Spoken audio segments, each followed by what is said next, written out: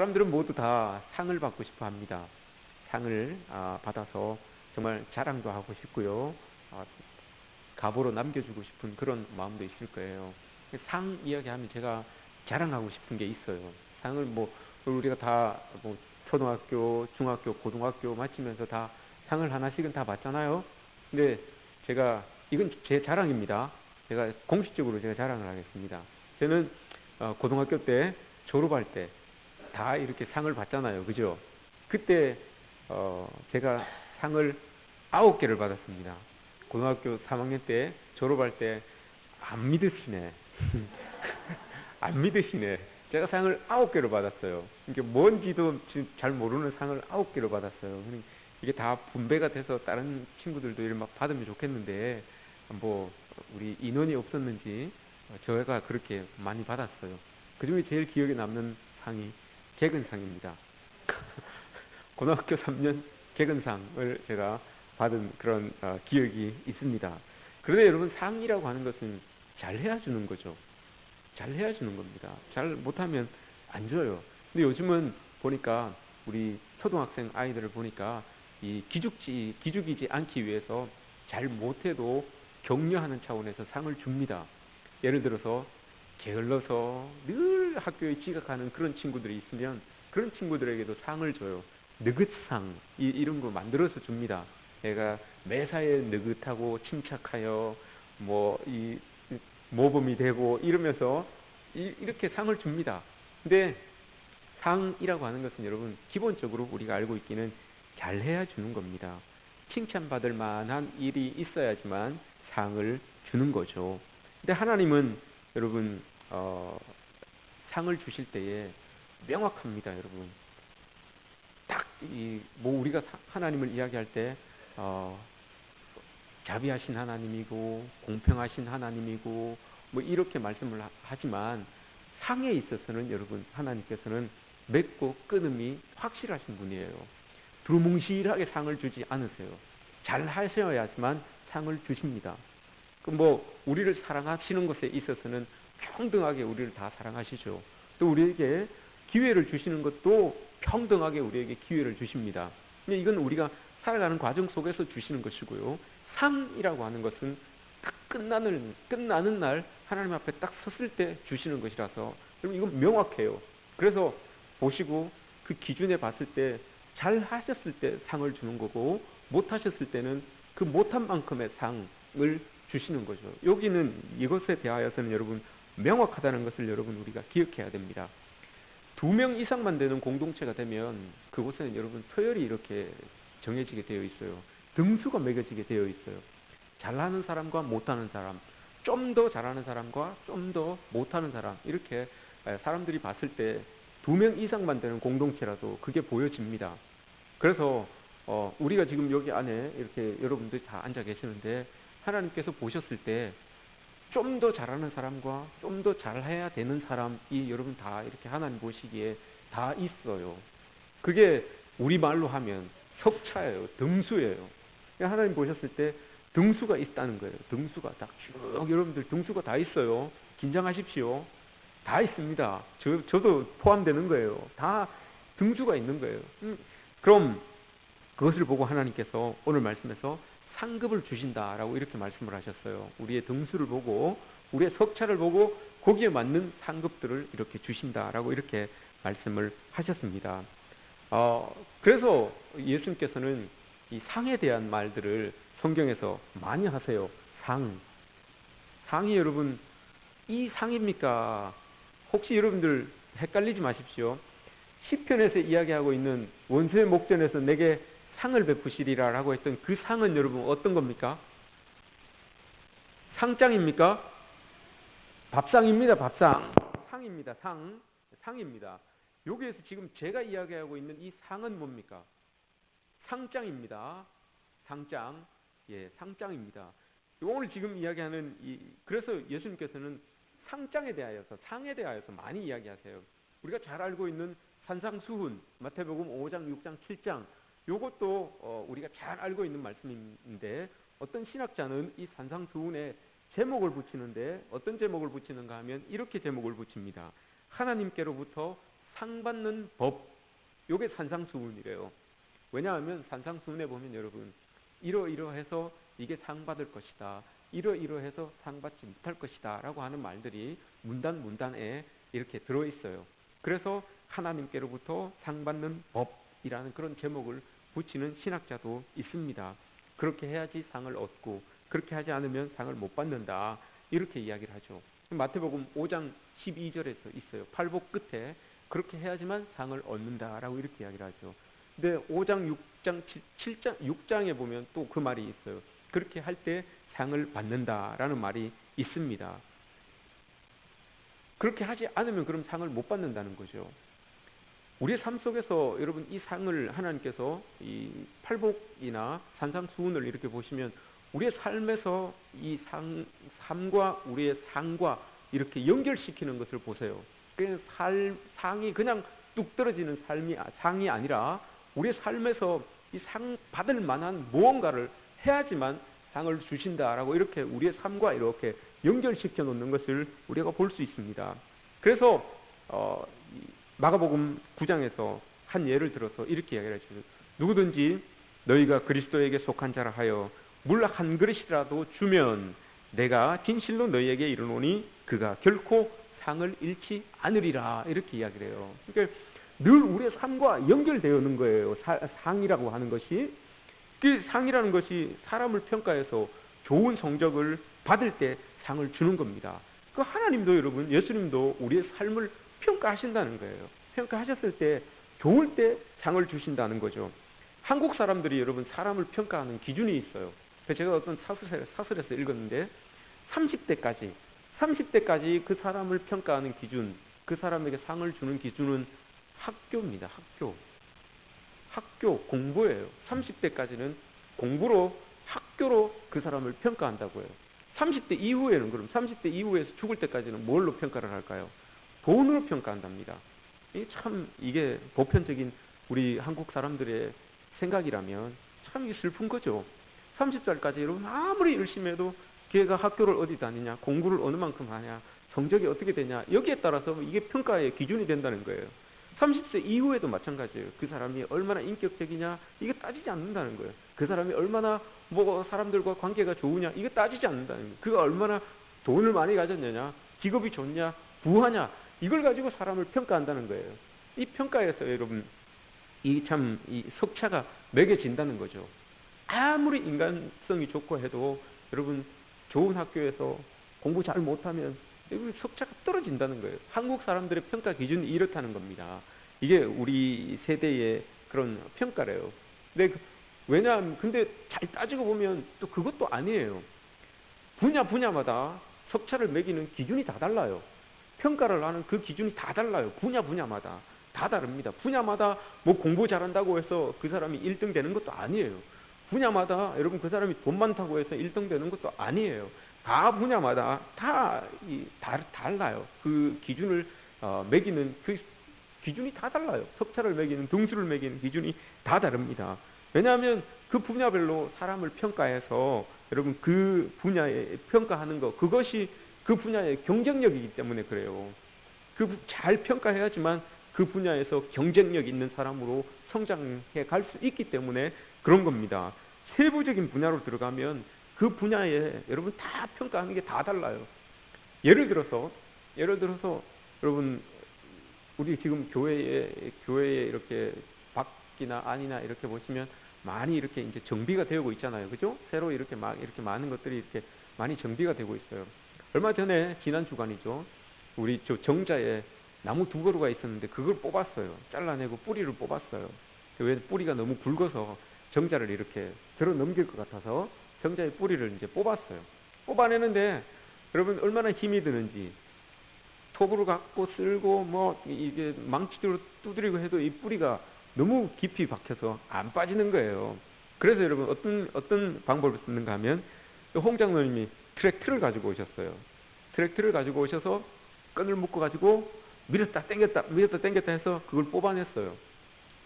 여러분 그 일을 하는 데 있어서는 홍 장로님의 트랙터가 여러분 1등이에요. 이게 권세예요, 여러분.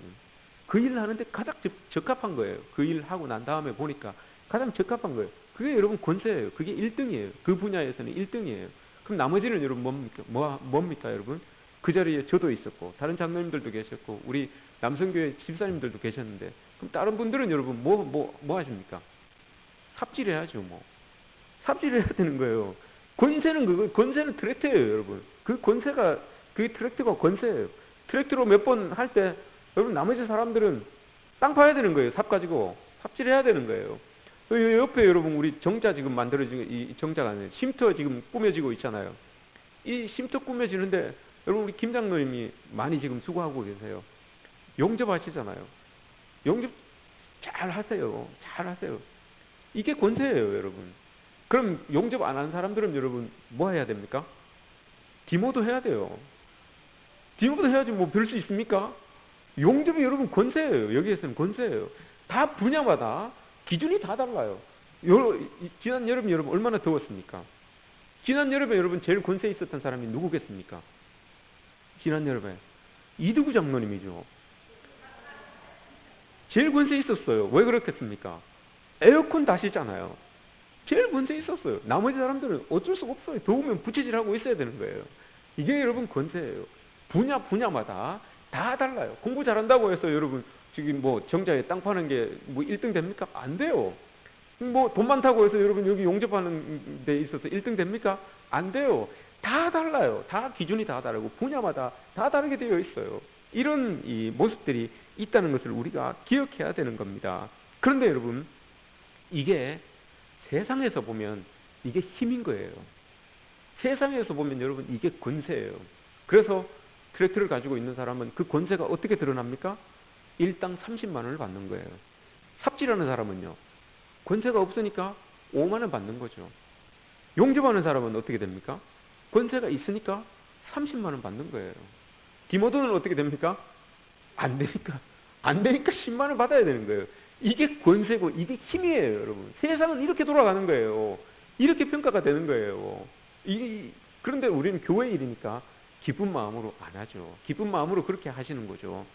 30만 원 줘야 돼요, 여러분. 우리가 교회에서 30만 원 드려야 되는 거예요. 일당으로 더 드려야 돼요. 그러면 여러분 김 장로님 떼보자 되는 거예요. 홍 장로님, 이 장로님 떼보자 되는 거예요. 근데 우리 그렇게 안 하잖아요. 교회 안에서 그 권세를 다 내려놓는 거예요. 할 수 있지만 안 하는 거예요. 그 권세를 다 내려놓는 거죠. 그렇게 하나님의 일을 하는 거죠. 이게 여러분 우리 그리스도인들이 가지는 그런 경쟁력이라고 할 수가 있는 겁니다. 선교사님들도 여러분 서열이 있어요. 선교사님들도 권세가 있어요. 그게 여러분 뭐겠습니까? 현지 언어입니다. 현지 언어를 누가 잘 하느냐. 그게 여러분 선교사님들의 권세예요. 10년이 됐든 20년이 됐든 현지 언어를 잘 못하면 여러분 대접 못 받아요. 근데 간지 일주일밖에 안 됐는데 현지 언어를 유창하게 잘해요. 그럼 여러분 그 사람은 다 사람들에게 다 이렇게 추앙받아요. 다 여러분 쫙 부상됩니다. 급부상되는 게 이게 권세예요, 여러분. 다 어느 부류에 가든지 2명 이상만 되면 그 공동체 안에서는 여러분 이게 보여져요. 이게 보여지고 이 석차가 주어지고 등수가 지어지고 다 그에 따른 권세들이 힘들이 다 주어지게 되어 있는 것을 우리가 봅니다. 그러면 여러분 어떤 분야이든지 간에 이런 게 다 있다고 했는데 이런 권세들이 다 있고 등수가 다 있다고 했는데 그러면 여러분 한번 상식적으로 한번 생각을 해보십시오. 예수님을 믿을 때 권세의 기준이 뭘까요, 여러분? 예수님을 믿을 때 등수의 기준이 뭘까요? 예수님이 우리를 보시고 상 주시는 그 기준은 여러분 뭐겠습니까? 요걸 우리가 해결해야 된다는 겁니다. 직분일까요, 여러분? 직분대로 하나님께서 상급을 주시겠습니까? 상을 주시겠습니까? 아니면 교회 오래 다닌 그 경력만큼 하나님께서 상을 주시겠습니까? 아니에요. 이것도 아닙니다. 그러면 봉사의 정도에 따라서 여러분 하나님께서 주시겠습니까? 이것도 여러분 아닐 거예요. 주님께서 보시면 여러분 분명히 석차가 매겨지실 텐데 무엇을 가지고 여러분 그 석차를 매기실까요? 주님이 생각하실 때 잘하는 게 있어야지 줄 거 아닙니까? 잘하는 게 있어야 줄 거 아닙니까? 근데 그걸 우리가 찾으면 돼요. 근데 그 잘하는 게 여러분 뭔가 하면 예수님께서 석차를 매기시는 기준은 딴 게 없어요. 누가 예수 그리스도를 잘 따라가느냐 이거예요, 여러분. 누가 예수를 더 많이 닮아가느냐 이거예요, 여러분. 딴 게 없어요. 그게 다 여러분 우리가 때로는 경쟁도 하고 때로는 막 열심을 내서 주님을 더 닮아가는 거, 더 닮아가기를 애쓰는 그런 사람을 하나님께서 더 좋아하시고 그 잘하는 사람에게 하나님께서 상을 주신다는 것 아니겠습니까? 우리를 여러분 그리스도의 제자다라고 이렇게 이야기를 합니다. 그리스도의 제자가 뭡니까, 여러분? 스승이 가르쳐주면 그 가르쳐주는 것을 잘 받아들이고 잘 받아들인 그대로 여러분 따라가는 거, 실천하면서 살아가는 거, 그게 제자예요. 그게 여러분 예수 그리스도를 따라가는 거. 그렇게 따라갈 때 예수님께서 주시마 약속하신 그 상을 받는 게 우리예요. 근데 그 예수님을 잘 따라가는 거, 여러분 이게 그냥 두루뭉실하게 지금 뭐 추상적인 개념 같죠. 근데 예수님께서 예수님을 잘 따라가는 거, 예수님을 잘 닮는 삶, 그걸 한마디로 여러분 딱 정의해 놓은 단어가 딱 있어요. 그게 뭔가 하면 마태복음 6장 24절, 이에 예수께서 제자들에게 이르시되 누구든지 나를 따라오려거든 자기를 부인하고 자기 십자가를 지고 나를 따를 것이니라. 이게 여러분 예수님을 따라가는 방법이에요. 예수님을 닮아가는 방법은 딴 게 없어요.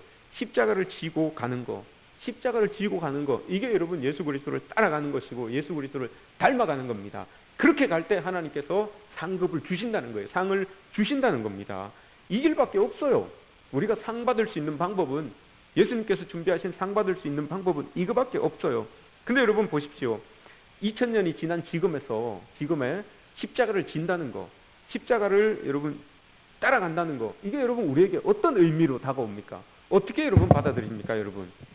요즘도 여러분 저 가톨릭 국가에서, 유럽에 있는 가톨릭 국가에서는 이 십자가를 진다라고 하는 이 의미를 정말 사순절이 되면 정말 십자가를 져요. 신앙 좋은 사람들은 정말 여기다가 못을 박아요. 그렇게 해서라도 십자가를 져보고 싶은 그런 퍼포먼스를 해요. 근데 예수님께서 말씀하시는 십자가를 진다는 것은 여러분 이런 뜻이 아니잖아요. 우리가 정말 십자가에 못 박혀야 되고 십자가를 치고 간다는 거, 이게 예수님께서 말씀하시는 십자가를 진다는 의미는 아니잖아요.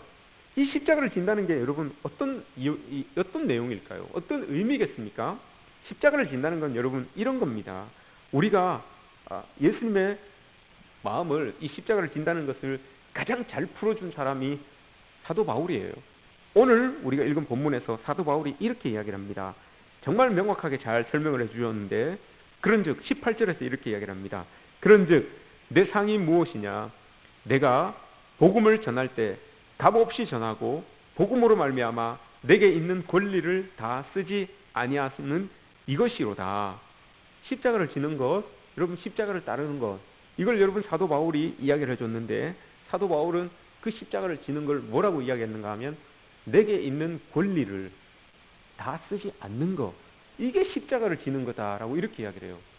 내게 있는 권리, 여러분 권리가 뭡니까? 이 권리는 당연히 주장하고 요구할 수 있는 자격, 힘, 이거예요. 당연히 주장할 수 있는 거예요. 당연히 요구할 수 있는 건데 내가 복음으로 말미암아 그리스도인이기 때문에 요걸 다 하지 않는 거예요. 당연하게 요구할 수 있는 건데 당연하게 요구하지 않아요. 당연하게 여러분 내가 요것을 가지고 주장할 수 있는데 주장하지 않아요. 이게 여러분 십자가를 진다라고 하는 의미로 사도 바울이 받아들이고 있는 겁니다.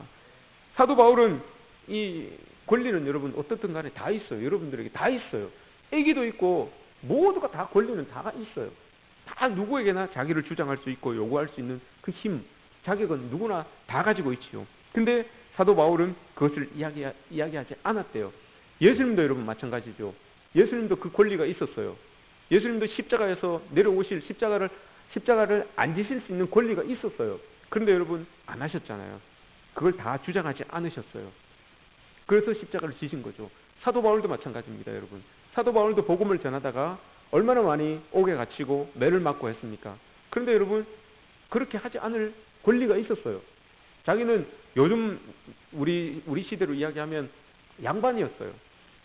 그것만 딱, 이 신분증만 딱 보여주면 그 옥에서 언제든지 나올 수 있는, 풀려날 수 있는 그런 위치에 있었지만 여러분 그거 사용하지 않았어요.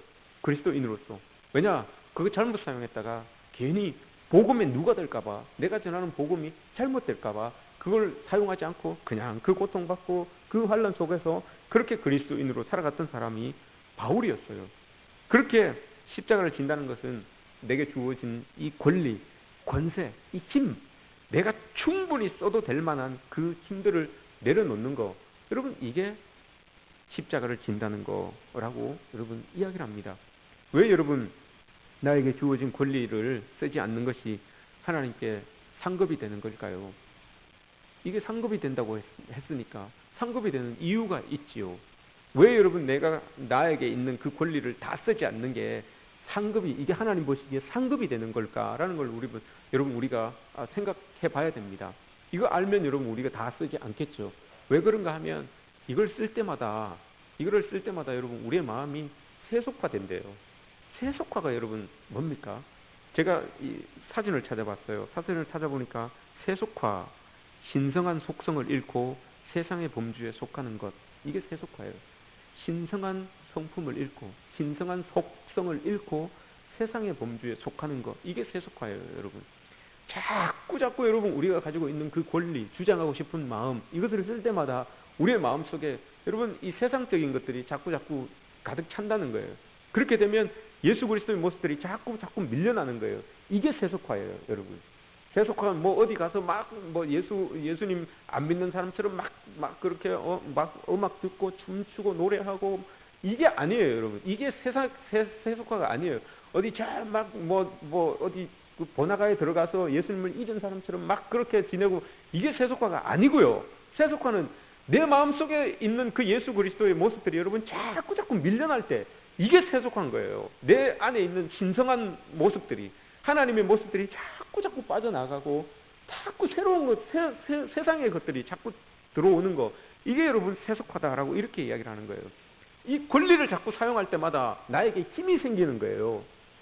내가 자꾸 나를 주장할 때마다 내게 힘이 생기는 거예요. 권리를 자꾸 이야기할 때마다 힘이 생기는 거예요. 그 힘이 자꾸 들어오니까 예수 그리스도가 자연적으로 빠져나가는 거예요. 그게 십자가를 져야 되는 이유가 바로 여기에 있는 거예요. 여러분 십자가를 진다는 게, 권리를 다 사용하지 않는다는 게 여러분 이거예요. 그래서 여러분 사도 바울이 고백하기를, 약할 때 하나님께서 강함 되시는, 나는 약한 걸 자랑합니다 라고 이야기했던 이유가 그거예요. 자기가 쓸 수 있는 그 주장, 힘, 권력, 그걸 다 내려놓으면 나는 자꾸 약해지는 거죠. 나는 자꾸 비워지는 거예요. 나의 권세는 자꾸 없어지는 거예요. 그런데 여러분 나는 자꾸 비워지는 그곳에 예수 그리스도로 자꾸 차니까, 내가 내려놓은 그곳에 예수 그리스도의 힘으로 자꾸 차니까 이게 여러분 자랑거리가 되는 거예요. 그래서 바울이, 나는 예수 그리스도를 아는 것이 가장 고상한 건 줄 알고 나서 내가 가지고 있는 모든 자랑거리들을 다 배설물로 여겼다라고 이렇게 이야기를 하잖아요. 그 자랑거리들이 여러분 가지고 있으면 그게 권세예요. 가말리엘 문화에서 공부했다는 거예요. 여러분 그게 상위 1%, 상위 0.1%예요. 우리나라로 치면 상위 0.1%에 있는 그 사람이라는 거예요. 근데 그걸 내려놓잖아요. 유대인으로 여러분 바리새인 중에 바리새인이었어요. 율법으로 말하면 여러분 누구도 따라올 수 없는 사람이에요. 대법관 같은 사람이에요. 근데 여러분 그걸 내려놓잖아요. 그 권세를 내려놓은 거예요. 요구할 수 있는 힘을, 주장할 수 있는 힘을 딱 내려놓은 거예요. 그리고는 나는 약함을 자랑합니다 라고 이렇게 이야기를 해요. 그 약함이 여러분 약합니까? 대법관의 권세가 여러분 약합니까? 상위 1%가 가지고 있는 그 권세가 여러분 약합니까? 안 약해요 여러분. 그런데 사도 바울이, 나는 약할 때 강함 되십니다, 약한 것을 자랑합니다 라고 이렇게 이야기를 해요. 그게 여러분 뭐 어떤 약함을 이야기하는 겁니까? 그거 다 내려놓으니까 나는 정말 보잘것없는 그런 사람인데 내 안에 하나님이 가득 차니까 그게 여러분 자랑거리가 되는 거예요. 내 안에 하나님이 가득 차 있는 그게 자랑거리가 되는 것이지, 다른 어떤 내가 붙잡고 있는 것들이 자랑거리가 된다는 게 아니라는 걸 이 사도 바울이 이야기를 하고 있는 거죠. 여러분 어떤 형태로든 권리가 있으면 힘이 생기게 되어 있어요. 힘을 가지게 되어 있어요. 그 힘을 여러분 딱 내려놓는 거, 그렇게 살아가니까 사도 바울이 자유함을 얻었다라고 이렇게 이야기를 합니다. 그제서야 나는 자유함을 얻었습니다 라고 이렇게, 복음을 위하여서 나는 이제 종로로 탑니다 라고 이렇게 고백을 하면서 살아가게 되는 거죠. 여러분 우리가 가지고 있는 많은 권세를 복음을 위해서 내려놓고 또 쓰지 않을 때 그것이 주님을 쫓아가는 것이고, 또 그것이 내 신앙을 지키는 것입니다. 그리고 그것이 예수님께 상 받는 길입니다. 여러분, 우리가 이렇게 내가 쓸 수 있지만, 내가 주장할 수 있지만, 내가 다 사람들 앞에 이렇게 사용할 수 있지만, 그것을 사용하지 않음으로 인하여서 정말 하나님의 것이 나에게 더 채워지는, 내가 가진 힘이 나를 채우는 것이 아니라, 내가 가지고 있는 그 권리가 나를 채우는 것이 아니라 예수 그리스도가 나를 채우는 그런 은혜의 삶이 우리에게 있었으면 좋겠습니다. 권리를 쓰지 않는다는 표현, 여러분, 이게 어떻게 여러분 완성이 됩니까? 유대에 한 부자 청년이 있었습니다. 너무너무 부자였어요. 근데 이 사람이 고민이 있었습니다. 행복하지가 않았던 거예요. 그래서 예수님께 질문을 하죠. 예수님, 저는 유대 좋은 집안에서 태어났는데, 좋은 선생님 밑에서 훌륭한 교육을 받고 자라났는데, 우리 집은 부유해서 몇 대가 먹어도 걱정거리가 없는 그런 집인데, 제가 지금 행복하지 않습니다. 예수님, 제가 어떻게 해야 됩니까? 이게 이제 질문을 한 거예요. 마태복음 19장에 나오는 내용이죠. 부자 청년 이야기잖아요. 그 부자 청년이 이렇게 이야기를 합니다. 그때 예수님께서 뭐라고 하는가 하면, 네가 가지고 있는 것 가서 다 팔아라. 그리고 가난한 사람에게 다 나누어 주어라. 라고 이렇게 예수님께서 말씀하셨죠. 그리고 나서 그 마태복음 19장 22절에 뭐라고 하시는가 하면, 청년이 가진 것이 많아, 가진 것이 힘이 많아, 근심하며 돌아가니라. 이렇게만 이야기해요. 그리고 그 뒤에 내용은 없어요. 성경에는 여기까지입니다. 그런데 요 내용을 가지고 탈무드에서 그 뒷내용을 이제 썼어요. 탈무드에는 그 뒷내용이 나와요. 어떤 내용이 나오는가 하면, 이 청년이 고민하고 돌아갔어요. 돌아가서 밤새 고민하다가 정말 예수님이 시킨 대로 했어요. 시킨 대로 자기가 가지고 있는 걸 다 팔아가지고 가난한 사람들에게 다 나눠줬어요. 다 나눠줬는데도 행복함이 없는 거예요. 그래서 예수님께 나와서 그랬죠. 예수님 시킨 대로 제가 다 팔아서 다 가난한 사람들에게 다 나눠줬습니다. 정말 내가 빈손으로, 하나님 다 팔아서 내가 빈손 들고 주님께 나왔습니다. 근데 왜 아직 행복하지 않습니까? 라고 이렇게 이제 이야기를 하니까 예수님께서 한마디를 더 하십니다. 네가 그 다 팔아서 가난한 사람들에게 다 나누어 주고 들고 나온 그 빈손, 그것까지도 버려라. 이렇게 말씀하셨대요. 그것까지도 버려라. 여러분, 이게 뭔 말입니까, 여러분? 생활화되지 아니하면, 권리를 주장하지 아니하는 것, 권세를 사용하지 아니하는 것, 여러분, 이게 생활화되지 아니하면 이게 횟수가 돼요. 오늘 내가 이거 할 수 있는 내가 안 했으니까 이게 자랑거리가 된다는 거예요. 횟수가 되고 자랑거리가 되고 내 의가 되는 거예요. 내가 이거 할 수 있었는데 내가 오늘 안 했어요. 그럼 그게 여러분 은연중에 내 마음속에, 그래 내가 언제 이거 한 번 안 했으니까 언제 한번 더 크게 한번 사용해야지 라고 하는 그 마음이 여러분 우리 마음속에 자리한다는 거예요. 이게 여러분 의고 횟수가 될 때, 나는 몇 번 이렇게 참았으니까 이렇게 해야지, 이게 횟수가 될 때 내 의가 되는 거고 내 자랑이 되는 거예요. 이 유대 청년에게 예수님께서 말씀하신 게, 다 팔아서 가는 사람에게 다 나눠주고 빈손 들고 이렇게 나왔는데 그게 자기의 자랑거리라는 거예요. 그 자랑거리도 내려놓으라는 거예요. 그 자랑거리도 다 내려놓고 이게 늘 생활처럼 이루어져야 된다는 거죠. 그리스도인들의 삶이, 예수 그리스도를 따르는 삶이 여러분 늘 생활처럼 되어야 된다는 거예요.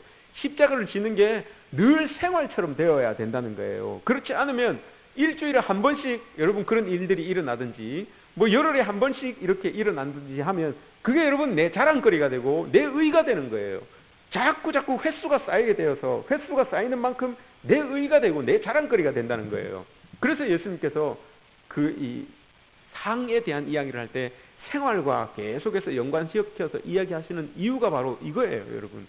늘 우리와 생활화되지 아니하면 십자가를 지는 것이 생활화되지 아니하면 그게 결국은 내 자랑거리가 되고 내 의가 되기 때문에 생활화되도록 계속해서 예수님께서 말씀을 해주시는 거죠. 여러분, 우리는 예수님이 우리의 자랑 아닙니까? 여러분들의 자랑이 여러분들이 행한 그 의가 여러분들의 자랑입니까? 아니잖아요. 우리의 자랑은 우리 안에 있는 예수 그리스도가 우리의 자랑 아닙니까? 예수님이 우리의 자랑이 돼야죠. 그래서 여러분 사도 바울이 그걸 다 놓을 수가 있었던 거예요. 예수님이 자랑이 되니까 딴 게 뭐 자랑할 게 있어야죠. 그러니까 다 놓게 되는 거예요. 다 그냥 놓고 살아갈 수가 있는 거예요. 여러분, 우리도 그렇게 되는 거죠. 예수님이 내 안에 계시는 그 예수님이 나의 자랑이 되면 여러분 다 놓고 지낼 수 있어요. 그러면 여러분, 그게 여러분 상받는 길이라는 거예요. 그게 그리스도인으로 사는 것이고, 그게 여러분 십자가를 지고 사는 삶이다 라고 이렇게 예수님께서 우리에게 말씀해 주시는 겁니다. 여러분 어떠십니까? 그리스도가 여러분 자랑스러우십니까? 예수님이 여러분 자랑스러우십니까? 대답 잘하십시오. 여러분, 이거 석차 매겨집니다. 하나님께서 석차 매기십니다. 이거 여러분, 예수님이 자랑스러우십니까?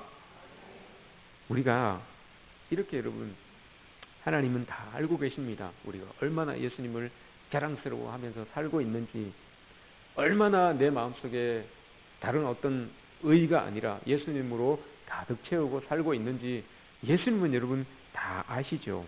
내가 복음을 위하여서 내가 가진 권세를, 내가 가진 권리를 다 쓰지 않고 예수님께서 가셨던 그 십자가의 길, 그 희생의 길, 그 낮아짐의 길을 걷는 것, 여러분 이게 상급받는 겁니다.